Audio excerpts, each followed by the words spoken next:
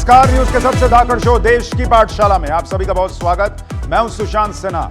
ये वो पाठशाला जहां खबर का हर अध्याय खुलता है और ऐसी रिसर्च के साथ खुलता है कि आपको न्यूज का मास्टर बना दे। सबसे पहले आपको बताऊं कि आज कौन कौन सी खबरों का अध्याय खोलने जा रहा हूं। पुलिस को पीट दिया, पत्थरबाजी हुई, भयंकर बवाल हुआ। मोदी विरोध के लिए देश के छात्रों को यूज कौन कर रहा है, आज इसका अध्याय खोलूंगा। बाहर हंगामा, संसद में गजब की सियासत, उधर कॉकरोच पार्टी वालों की सरकार से क्या डील हुई, आज इसकी भी बात होगी। नेपाल जैसे जेनजी आंदोलन की धमकी, उधर पाकिस्तान की छात्रों को भड़काने वाली साजिश पकड़ी गई है क्या। अमित शाह से मिले धर्मेंद्र प्रधान, क्या बड़ा फैसला हो गया है। इसके अलावा अध्याय होगा संसद का सत्र शुरू होते किन किन मुद्दों पर घमासान मचा, पीएम मोदी ने बिन कहे राहुल की क्लास कैसे लगा दी। सुप्रीम कोर्ट के जज राष्ट्र सम्मान से लेकर विदेशी फंडिंग तक इस सत्र में सरकार क्या तूफानी करने वाली है, क्या खबर आ रही है। मोदी शाह के बड़े प्लान के लिए सरकार ने नंबर गेम सेट कर दिया क्या, संसद के अंदर क्या दिखा। और अध्याय होगा कि पहले ईरान के हाथों छीछा लेदर, अब ट्रंप की फुटबॉल वर्ल्ड कप में हो गई घनघोर बेइज्जती। दुनिया क्यों हंस रही है, आज आपको दिखाऊंगा। ट्रंप ने कर दिया ईरान पर सबसे भयंकर हमला, क्यों बोले नया देश बनने की जरूरत की शुरुआत है। और उधर पीओके वाली बगावत, इधर ईरान अमेरिका के बीच फंस गए हैं शहबाज मुनीर। क्या धमाका होने वाला है, इसका अध्याय भी होगा। चला का पहला अध्याय जिसमें आज आपको दिखाऊंगा पुलिस को पीटा, पत्थरबाजी, भयंकर बवाल, मोदी विरोध के लिए छात्रों को यूज कौन कर रहा है। हंगामा, संसद में गजब सियासत, उधर कॉकरोच पार्टी वालों की सरकार ने क्या डील हुई। नेपाल जैसे जेनजी आंदोलन की धमकी, उधर पाकिस्तान की छात्रों को भड़काने वाली साजिश पकड़ी गई क्या। अमित शाह से मिले धर्मेंद्र प्रधान, क्या बड़ा फैसला हो गया। सबसे पहले इस सबका अध्याय देखिए। हमने आपको पहले ही बताया था कि कॉकरोच पार्टी के नाम पर जो ये सब पिछले कुछ दिनों से चल रहा है, उसकी स्क्रिप्ट क्या होने जा रही है, जो हमने कहा था वही हुआ। क्योंकि धीरे धीरे ये आंदोलन जो है, उसमें जैसे ही संसद का सत्र आया, पॉलिटिकल दखलंदाजी बढ़ने लगी थी। जिस तरह से माहौल बनाया जा रहा था, जिस तरह से कॉकरोच पार्टी के मंच पर अलग अलग दलों के नेता पहुंचने लगे थे, राकेश टिकैत, योगेंद्र यादव, फलाना ढिमकाना सब पहुंच रहे थे, उससे यह लगने लगा था कि इनका टारगेट धर्मेंद्र प्रधान नहीं, अब नरेंद्र मोदी और उनकी सरकार है। धर्मेंद्र प्रधान पर सवाल उठाने में कोई गड़बड़ी नहीं थी, मुद्दा एकदम ठीक था जो लोगों के सेंटिमेंट से जुड़ा हुआ है। लेकिन यह आंदोलन कहां से कहां चला गया, आज की तस्वीर में दिख गया। दिल्ली में दिख गया, जंतर मंतर से लेकर संसद तक इस लेवल का भयंकर बवाल हुआ, इस लेवल का भयंकर हंगामा हुआ कि संसद के गेट तक बंद करने पड़ गए। संसद के आसपास जहां परिंदा पर नहीं मार सकता, वहां तक लोग पहुंच गए। और ये लोग कर क्या रहे थे, कहीं पत्थर चल रहे थे, कहीं गाड़ियां तोड़ी जा रही थी, पुलिस वालों के सिर फोड़े जा रहे थे। एक तरफ वो लोग थे जो पेपर लीक जैसे गंभीर मुद्दे पर प्रदर्शन करने आए थे। एक वर्ग ऐसा भी है जो माहौल बना रहा कि अरे नहीं, ये तो सब कॉकरोच पार्टी वाले और फलाना ढिमकाना दल के लोग थे। नहीं, आप गारंटी ले सकते हैं उसमें कोई छात्र नहीं था, ऐसा नहीं है। लेकिन इन्हीं के बीच में ऐसे लोग भी थे जो हिंसा पर उतारू थे, जो पहले ही सोच कर आए थे कि नेपाल बांग्लादेश जैसा बवाल हो जाए, किसी तरह से संसद में घुसकर कांड कर दिया जाए, ऐसी तस्वीरें बन जाएं जिससे यह कहा जाए कि नरेंद्र मोदी तो किसी की सुनते नहीं, मोदी तो छात्रों को पिटवाते हैं, मोदी तो एंटी यूथ हैं। जिन्हें छात्रों को इस्तेमाल करके ऐसा नैरेटिव बनाना था, वो आज इसमें कुछ हद तक कामयाब भी हो गए। क्योंकि शुरू से यह कहा गया कि कॉकरोच पार्टी का प्रदर्शन तो शांतिपूर्ण है, उन्हें सिर्फ संसद तक मार्च करना है। लेकिन सवाल यह खड़ा हुआ कि अगर आपको मार्च भी करना था, आपने परमिशन लेने के लिए अर्जी तक नहीं लगाई। आपका मकसद जो है शांतिपूर्ण मार्च था, आप पहले परमिशन तो मांगते। पुलिस ना देती, आप कहते नहीं इन्होंने अलाउ नहीं किया, हमको अपनी बात रखनी है, हम मार्च करेंगे, समझ में आता। आपने संसद तक जाने के लिए एक अर्जी तक लगानी जरूरी नहीं समझी, वहीं से आपकी मंशा पर सवाल खड़े हो गए। आप संविधान लहराते हैं, संविधान की बात करते हैं, कोई भी इतनी बड़ी भीड़ निकल जाएगी बिना परमिशन के। सड़क पर तो कुछ और ही स्क्रिप्ट दिखी और शाम होते होते ये बातें कही जाने लगी कि छात्रों को पीटा गया, उन पर लाठियां चलाई गई, नरेंद्र मोदी ने पुलिस से छात्रों को पिटवा दिया, यह आरोप लगा दिया गया। इसी नैरेटिव को लेकर पूरा इंडी गठबंधन नरेंद्र मोदी पर फायर हो गया। राहुल गांधी से लेकर अखिलेश यादव, क्या केजरीवाल, सभी लोग माहौल और भड़काने में जुट गए। लेकिन इधर यह सब हंगामा होता रहा, पॉलिटिक्स होती रही। उधर कॉकरोच पार्टी वालों की सरकार से क्या डील हुई बॉस, जेपी नड्डा से मिल लिए कॉकरोच पार्टी वाले, वहां क्या बात हुई। दूसरी तरफ यह भी आरोप लग रहा है कि पुलिस ने छात्रों को पीटा। आज इस मार्च में दिन भर क्या हुआ, क्या सच है, नेपाल जैसे जनजी आंदोलन की धमकी कौन दे रहा है, क्या इसमें पाकिस्तान भी घुस गया है छात्रों को भड़काने के लिए, उसका क्या एंगल है, आज एक एक सच आपको दिखाऊंगा। लेकिन पहले जो ये बवाल, ये हंगामा हुआ आज दिल्ली की सड़कों पर, देश की राजधानी की सड़कों पर, उसकी एक झलक देखिए।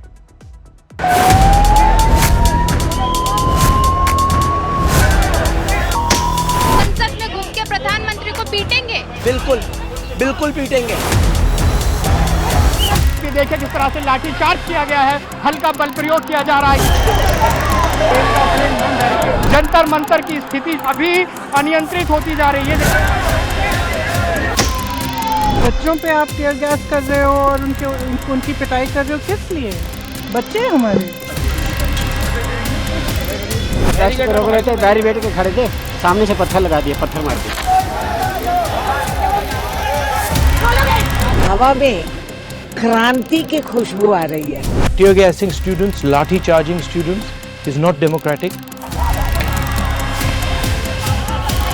अगर हुड़दंग करेंगे और वहाँ पे उत्पात मचाएंगे और जैसे जिस तरह से ये प्रोटेस्ट भी चल रहा है तो वो ठीक नहीं है।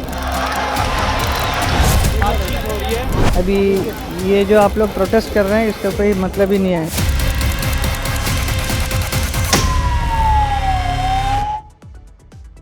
देखिए आज दिन भर जो हुआ उसके पीछे की कहानी क्या है, आगे क्या हो रहा है, नहीं हो रहा है, सब आपको बताऊंगा। लेकिन इस वक्त जिन तस्वीरों की सबसे ज्यादा चर्चा हो रही है, सबसे पहले उनके बारे में बात करूंगा। और वो तस्वीरें हैं कि किस तरह से कॉकरोच पार्टी के इस प्रदर्शन में पुलिस वालों के सिर फोड़ दिए गए, किस तरह से पथराव किया गया, किस तरह से गाड़ियों को तोड़ा गया। आप तस्वीरें देखते जाइए, कैसे पुलिस पर जमकर पत्थरबाजी हुई है, बड़े बड़े ईंट पत्थर मारे गए, पुलिस वाले जान बचाकर भाग रहे थे, लगातार पथराव हो रहा था। जरा आप इन तस्वीरों को देखिए और सवाल पूछिए कि ठीक है, ये आंदोलन में जो मुद्दा है, जो मकसद है, वो जेन्युइन हो सकता है, लेकिन इस देश का छात्र क्या पुलिस पर पत्थर चलाएगा क्या? आप जरा ये तस्वीरें देखिए कैसे पत्थर चले जा रहे हैं, उधर से पूरी पत्थरबाजी हो रही है। एक मिनट, हम लोग यहाँ से शूट कर रहे हैं और आप देख सकते हैं पुलिस के ऊपर किस तरीके से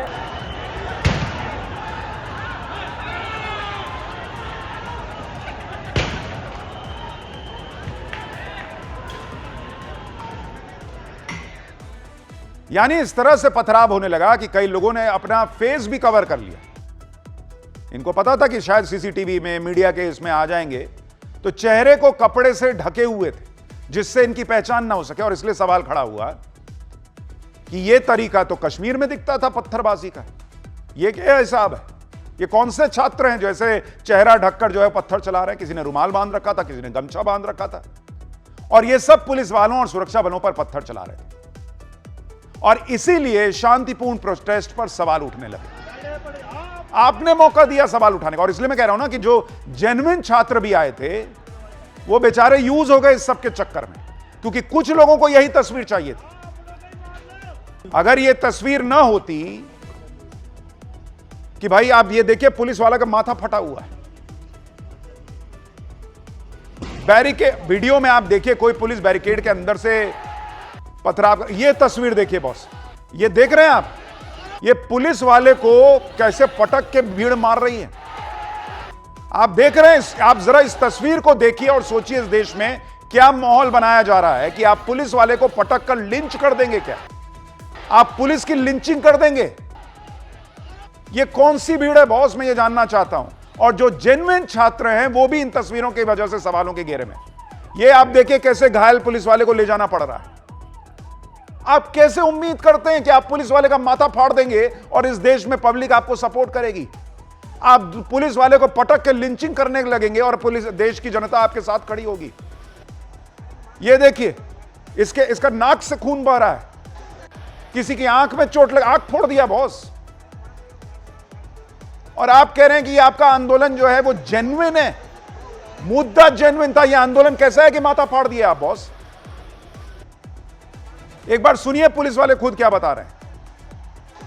प्रोटेस्ट पे रोक रहे थे, बैरिकेड के खड़े थे, सामने से पत्थर लगा दिए, पत्थर मार दिए। प्रोटेस्ट पे रोक रहे थे, बैरिकेड के खड़े थे, सामने से पत्थर लगा दिए, पत्थर मार दिए। प्रदर्शनकारियों ने पुलिस की वैन, पुलिस की जिप्सी, सब पर अटैक किया।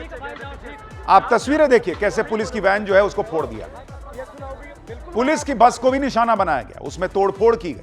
उसकी तस्वीरें देखिए क्या हालत कर दी गई है, इतने पत्थर गिरे हुए हैं। जनपथ मेट्रो स्टेशन गेट नंबर 3 पर पुलिस की पीसीआर गाड़ी को प्रदर्शनकारियों की तरफ से तोड़ दिया गया। हालत देखिए आप। मेरा सवाल यह है, यह अभिजीत दीपके ने पुलिस को एक अर्जी तक नहीं दी कि नहीं ना, हम तो शांतिपूर्ण प्रदर्शन कर रहे हैं। आज जो ये सब हो गया, अभिजीत दीपके जिम्मेदारी लेंगे? क्यों इसकी जिम्मेदारी अभिजीत दीपके पे डालकर उन पर एक्शन नहीं होना चाहिए, यह सवाल है। इसी वजह से कहा गया था ना बॉस कि परमिशन ले लीजिए, और यह भी तब जब धारा 144 लगी हुई थी, तब इतनी भीड़ आई और यह किया उसने। ये सब तस्वीरें देखकर लगातार विपक्ष वाले जो है वो उछल रहे हैं। कांग्रेस की नेता रेणुका चौधरी को आप सुनिए, उनको क्रांति की खुशबू आ रही है, उनको अंदर से खुशी हो रही है कि देखो ये जो इतने दिन से हम कह रहे थे कि इस देश में होगा, वो होने लगा है। सुनिए रेणुका चौधरी को। तो किस चीज की खुशबू आ रही है? आप लोग को नहीं आ रही है?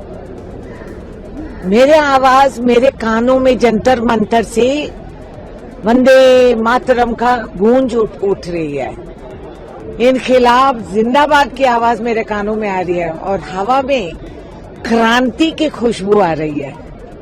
तो बहुत अच्छी बात है, रास्ता दिख रही है, डेमोक्रेसी जिंदा है, दिल धड़क रहा है। देखेंगे अब क्या होगा।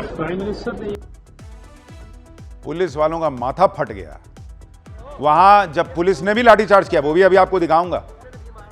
कई लोगों को चोटें भी आई हैं उसमें भी, लाठीचार्ज में। इनको क्रांति की खुशबू आ रही है, चेहरे पे भाव देख रहे हैं। ये लोग इसलिए भी उत्साहित हो रहे हैं क्योंकि कल से ही कॉकरोच पार्टी के प्रदर्शन में कुछ लोग मोदी शाह के मरने के भी नारे लगा रहे थे। ये लोग संसद भवन को उखाड़ने की धमकी दे रहे थे, प्रधानमंत्री को पीटने की बातें हो रही हैं। आप सुनिए किस तरह की बातें चल रही हैं बॉस। सोशल मीडिया पर ये वीडियोस वायरल हैं।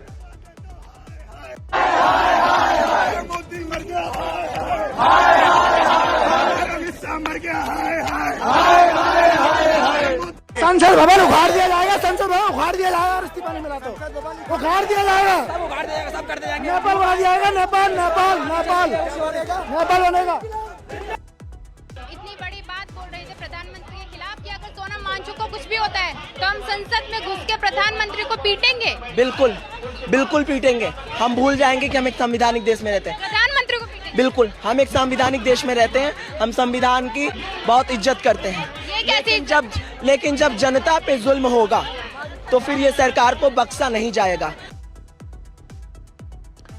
ये संविधान पे विश्वास करते हैं। उस संविधान में लिखा है क्या कि अगर जनता के मन का ना हो तो प्रधानमंत्री को पीटना शुरू कर दो, संसद उखाड़ के फेंक दो, मोदी शाह के मरने के नारे लगा दो?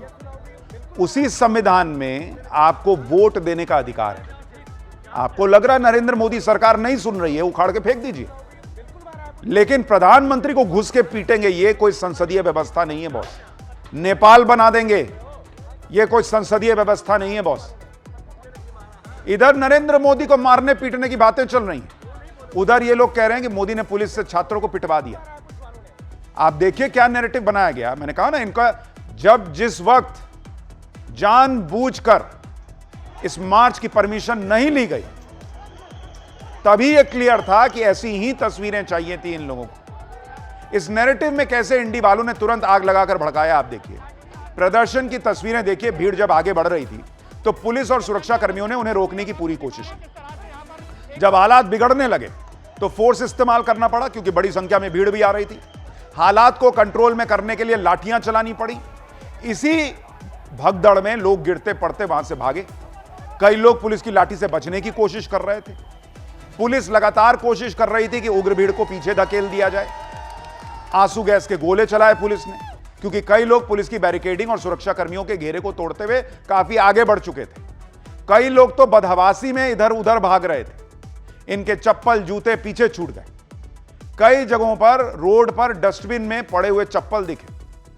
चप्पल जूते पड़े हुए थे। ये देखिए कुछ लोगों की ऐसी हालत हो गई। मैंने कहा ना, ऐसा नहीं है कि इसमें जेन्युइन छात्र नहीं आए हुए थे। प्लीज ऐसा मत कहिए कि कोई जेन्युइन छात्र था ही नहीं। कुर्सियां उल्टी गिरी हुई थी, कई लोगों को चोटें आई, किसी का सिर फटा, किसी को टांग कर ले जाना पड़ा। चारों तरफ अफरा तफरी का माहौल बन गया, लोग भाग रहे थे, सड़क पर गिर रहे थे, आरएएफ के जवान उन्हें खदेड़ रहे थे। ग्राउंड पर हालात कैसे बन गए, हमारे सहयोगी की एक रिपोर्ट देखिए।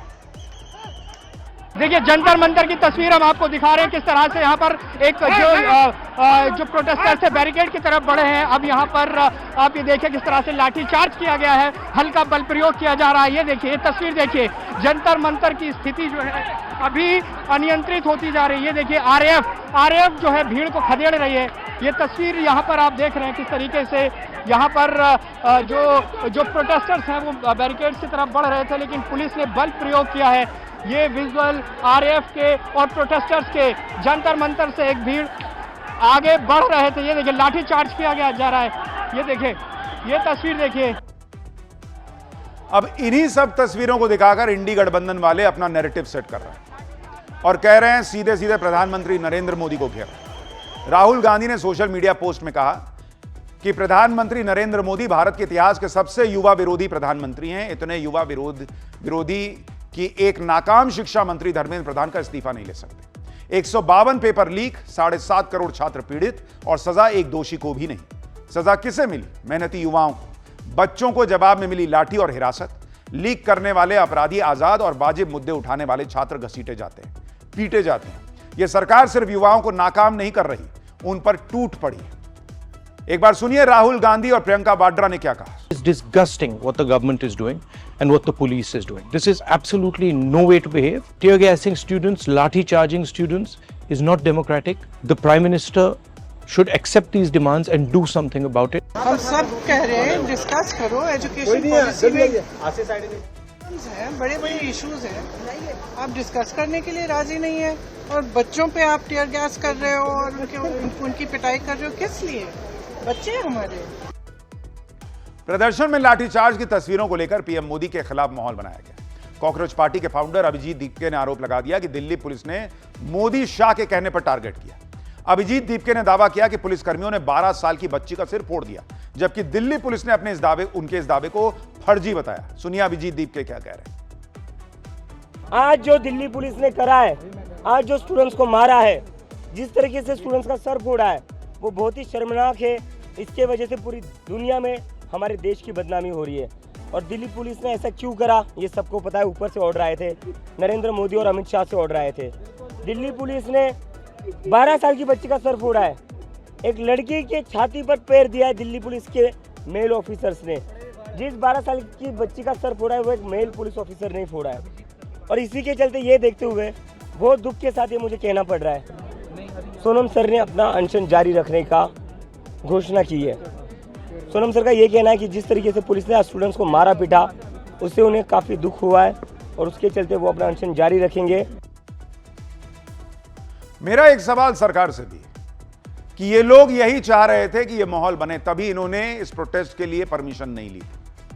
लेकिन क्या इन तस्वीरों को टाला नहीं जाना चाहिए था? उसका क्या रास्ता निकालना चाहिए था? यह सरकार को भी सोचना चाहिए, क्योंकि यही था इनका स्क्रिप्ट, इनकी यही स्क्रिप्ट यही थी।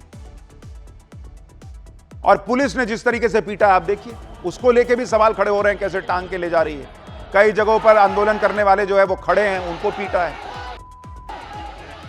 लेकिन एक सवाल यह भी है, आप यह भी सोचिए कि अगर पुलिस को इसी तरह से मारने के, पीटने के ऑर्डर मिले होते तो क्या ये लोग संसद भवन पहुंच पाते?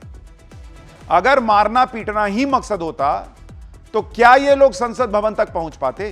क्योंकि संसद मार्च के लिए ना पुलिस से परमिशन ली गई, ना पुलिस ने इजाजत दी। और इजाजत इसलिए नहीं थी क्योंकि संसद का सत्र आज से चल रहा है, बहुत सेंसिटिव जोन है, हजारों लोगों का इकट्ठा होना रिस्की हो सकता था। लेकिन आप देखिए कि धारा 144 यानी बीएनसी 163 लगी थी, फिर भी ये लोग संसद तक पहुंच गए। ऐसा कभी नहीं देखा गया कि संसद के गेट बंद करने पड़े हो। यानी अगर यही ऑर्डर होता ऊपर से कि सूत दो सबको, मारो सबको, तो क्या ये लोग संसद के आसपास भी पहुंच पाते? संसद भवन के बेहद करीब प्रदर्शनकारी इकट्ठा होने लगे। बार बार अपील के बावजूद भी जब प्रदर्शनकारी पीछे नहीं हटे तो उन्हें रोकने के लिए आंसू गैस के गोले दागे। सैकड़ों सुरक्षा कर्मियों ने भीड़ को आगे बढ़ने से रोकने के लिए मोर्चा संभाला और एक के बाद एक आंसू गैस के कई गोले दागे। कॉकरोच जनता पार्टी के संसद मार्च के दौरान हालात ऐसे बन गए कि कई जगह प्रदर्शनकारियों और सुरक्षा बलों के बीच झड़प की स्थिति बन गई। जब आंसू गैस का इस्तेमाल किया गया तो लोग इधर उधर भागते नजर आए। एकदम से भगदड़ मच गई। आंसू गैस और लाठीचार्ज के बीच भी ये लोग नहीं माने, नारेबाजी करते हुए आगे बढ़े। इसी से संसद की सुरक्षा को लेकर हड़कंप मच गया। प्रदर्शनकारी जब संसद भवन परिसर के बेहद करीब पहुंच गए तो वहां संसद के सुरक्षा कर्मियों के हाथ पांव फूल गए। आनन फानन में संसद भवन के मेन गेट को बंद करना पड़ा। भीड़ को आगे बढ़ने से रोकने के लिए मोर्चा संभाल लिया गया। ये देखिए आप तस्वीरें। वही ना मैं कह रहा हूं कि अगर यह आदेश होता ब्लैंकेट के मारो इनको सबको, तो यह तस्वीर नहीं आती। फिर संसद भवन के अंदर और बाहर सिक्योरिटी बढ़ा दी गई। सीआईएसएफ की फायर विंग को लगा दिया, तैनात किया गया। आग लगने की स्थिति में तुरंत हालात को कंट्रोल करने की पूरी तैयारी थी। फायरमैन ने भी संसद भवन परिसर में अपनी अपनी पोजीशन ले ली थी। कॉकरोच जनता पार्टी के संसद मार्च के दौरान पार्लियामेंट परिसर में कैसा सीन बन गया, आप देखिए जरा एक बार। संसद भवन के चारों तरफ ही नहीं बल्कि संसद भवन के अंदर भी सुरक्षा तैयारियां मजबूत कर दी गई। इस वक्त तस्वीरों में आप देखिए किस तरह से मोर्चा लगा करके यहाँ पर और सीआईएसएफ के जवान खड़े हैं और दूसरी तरफ फायर ब्रिगेड की गाड़ी भी संसद भवन के अंदर बुला ली गई है और किसी भी अनहोनी से, किसी भी तरह के प्रदर्शन से निपटने के लिए यहाँ पर पूरी तैयारी है। इतना सब कुछ हो गया और विपक्ष ये माहौल बना रहा है कि मोदी किसी की सुनते नहीं। छात्रों को पिटवाया जा रहा है। सुनिए एक बार विपक्ष क्या कह रहा है।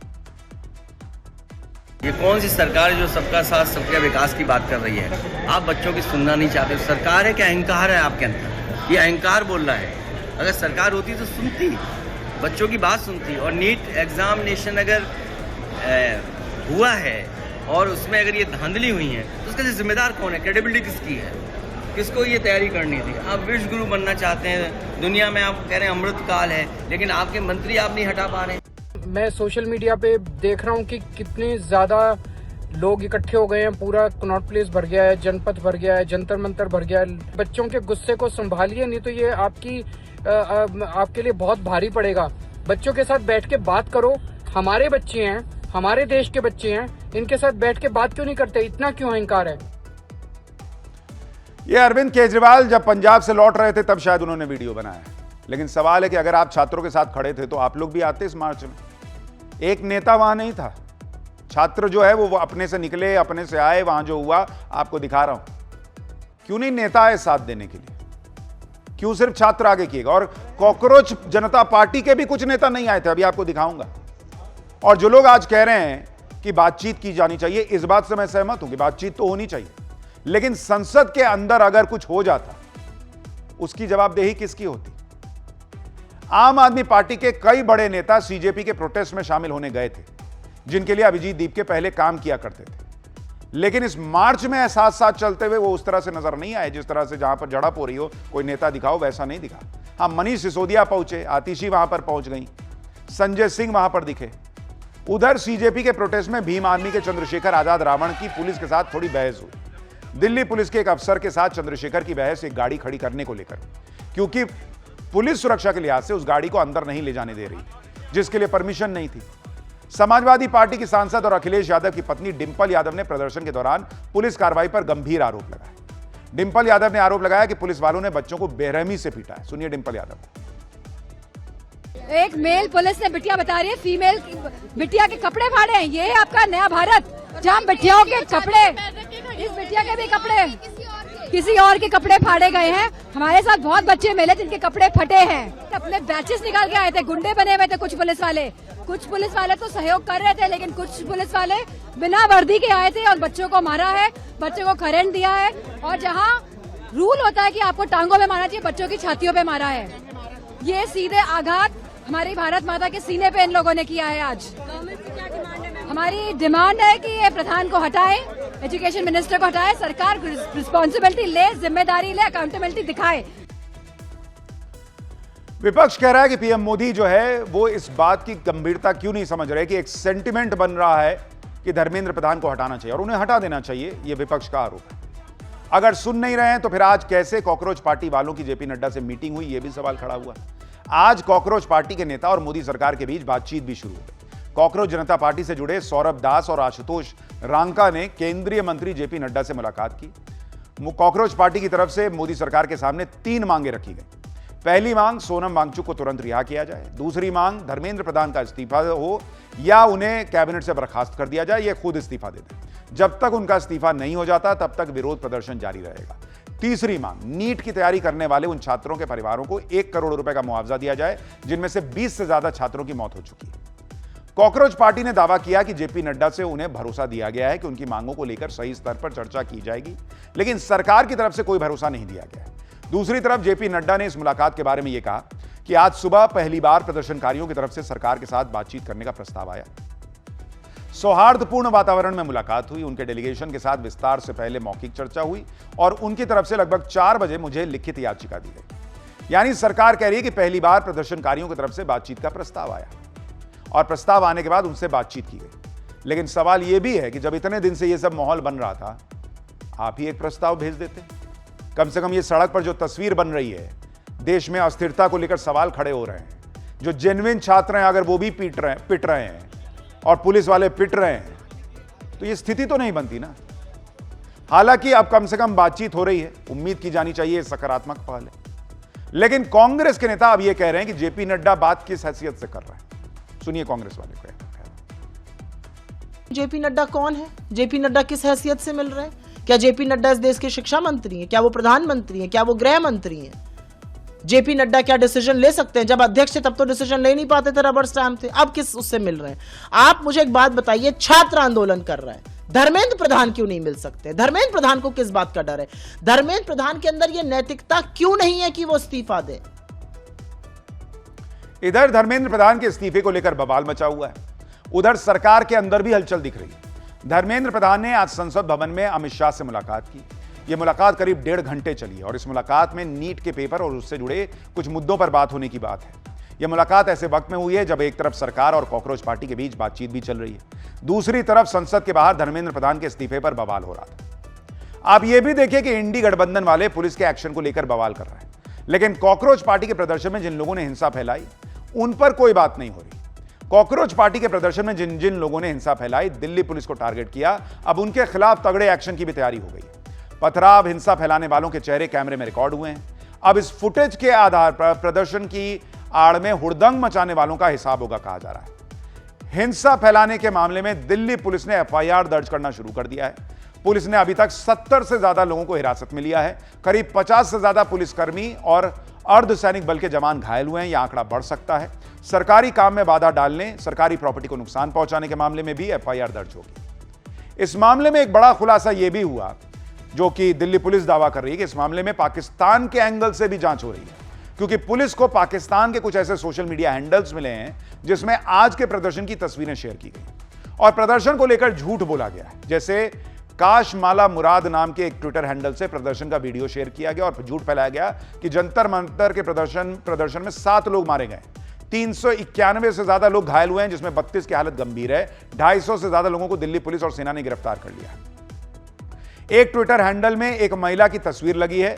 बायो में यह खुद को रिसर्च स्कॉलर बता रही है और डीआरडीओ इस्लामाबाद में काम करती है। इसी तरह इंडियन आर्मी ने भी पाकिस्तान के प्रोपेगेंडा की धज्जियां उड़ाई। भारतीय सेना की फैक्ट चेक यूनिट ने पाकिस्तान के सोशल मीडिया हैंडल से फैलाई गई जानकारी को एक्सपोज किया। पाकिस्तान की तरफ से कई सोशल मीडिया हैंडल्स हैं जिससे झूठ फैलाया गया।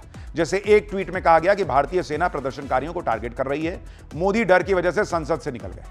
एक हैंडल से यह झूठ फैलाया गया कि 5 प्रदर्शनकारियों की जान भारतीय सेना ने ले ली। एक हैंडल से कहा गया कि भारतीय सेना तो देश को डिफेंड करने के लिए है, लेकिन उसे टूल बना दिया गया है। एक हैंडल ने सीआईएसएफ जवान की तस्वीर को ट्वीट करते हुए लिखा कि भारतीय सेना प्रदर्शनकारियों पर फायरिंग कर रही है।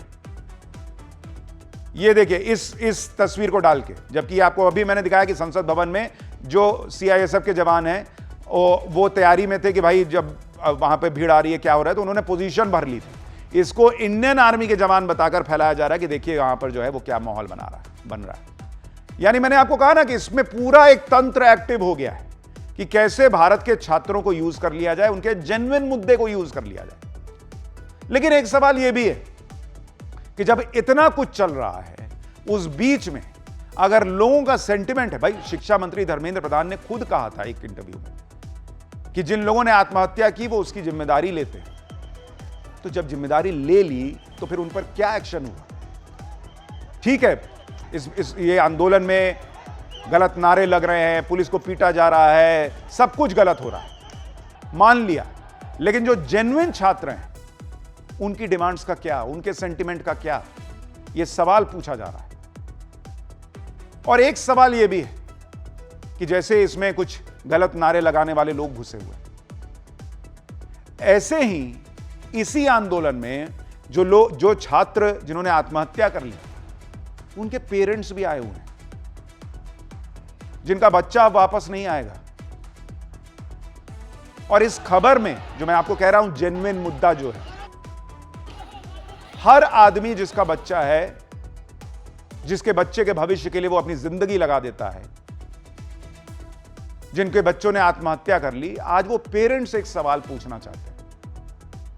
ठीक है, कॉकरोच पार्टी के पीछे पॉलिटिकल एजेंडा है, ठीक, कॉकरोच पार्टी को नहीं सुनेंगे। अगर आप कहते हैं कि राहुल गांधी जो है वो विदेश में जाकर देश के खिलाफ कोई साजिश करके आते हैं, मन में यह सवाल हो सकता है फिर उनको अरेस्ट क्यों नहीं करते, लेकिन चलिए उनकी भी नहीं सुनेंगे। अगर कोई कहे नहीं अखिलेश यादव की भी मत सुनो, ममता बनर्जी की मत सुनो, ये लोग तो हिंदुओं के खिलाफ है, ठीक है, नहीं सुनेंगे। केजरीवाल की मत सुनो, ये तो भ्रष्ट आदमी है, नहीं सुनेंगे। अगर किसी की नहीं सुनेंगे तो इन बच्चों का मुद्दा उठाएगा कौन? क्या वो मां बाप जो बैंक से लोन ले लेके बच्चों को पढ़ाते हैं? वो मां बाप जो बॉस को जाके नहीं बोल सकते कि सर मेरे को 1 महीने की छुट्टी दो, मुझे जंतर मंतर पे बच्चे के लिए प्रदर्शन करने जाना है? वो बच्चे जिनका पेपर अगर कैंसिल हुआ और दोबारा देना पड़ रहा है, उनका मन जो है वो बैठ गया कि मेरा तो अच्छा गया था, अब क्या होगा? वो पढ़ाई छोड़ के प्रदर्शन करने आए क्या? मीडिया का काम है खबर दिखाना। मीडिया को भी आप कहो कि भाई चलो मीडिया भी नहीं पूछेगा, तो पूछेगा कौन? वो मां बाप पूछ रहे हैं कि कौन पूछे कि अगर किसी की जिम्मेदारी तय होनी है तो वो जिम्मेदारी तय होगी कैसे? किसको बोले कि हमारी तरफ से पूछो?